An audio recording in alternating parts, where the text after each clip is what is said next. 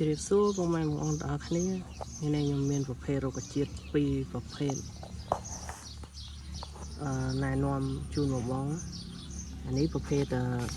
គេហៅប្រភេទដើមដុល្លារខ្ញុំមាន3ថង់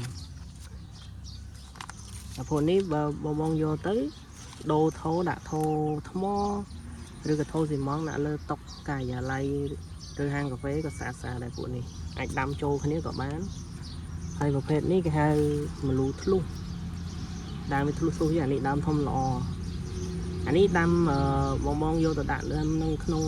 ទឹកក៏បានដែរយើងដាក់ថោមកដាក់ទឹកចូលទៅដកដីនេះចេញដាក់ដាំក្នុងទឹកក៏បានដែរខ្ញុំមាន6ថោដែរដើមស្អាតធំអានេះយកប្រយួរឬក៏ដាក់តាំងនៅហាងកាហ្វេក៏ស្អាតដែរដាក់លើតុក៏ស្អាតប្រភេទនេះស្រួលដាំយើងបាច់ដាក់ដីចេះក៏បានមានថោរបៀបថោដាក់ផ្កាយើងហ្នឹងយើងដាក់ទឹកចូលទៅយើងអាចដាំវាបានហើយស្រួលដាំមកពួកនេះ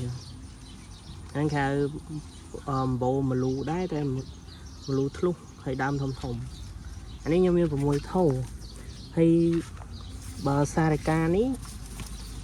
ខ្ញុំមាន1ថោដែរថោទូជាងនេះក៏មានតែខ្ញុំអស់ថោធំត្រឹមប៉ុណ្ណាអានេះខ្ញុំមាន3ដើមក្នុងហ្នឹងពួកនេះពេលបងដាំទៅអាចវាធ្លាក់ដៃស្អាតហើយអាចលឹកវាធំជាងនេះទៀតខ្ញុំមានថ្ងៃនេះមាន13ពូជនេះសម្រាប់បងត្រូវការអាចតាក់ទងមកបានឆាតតាម Telegram ខ្ញុំដាក់ខាងក្រោមនឹងបានតម្លៃវាមាន$1កន្លះដល់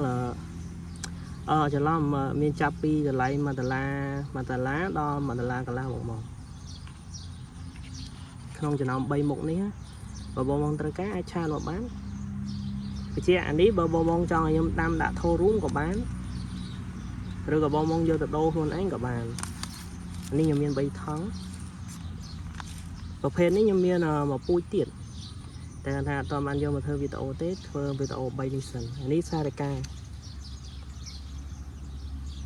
អានេះខ្ញុំមានថោទូចប្រភេទទូចមកធ្វើទៀតបងត្រូវការអាចតាក់ទងមកបាន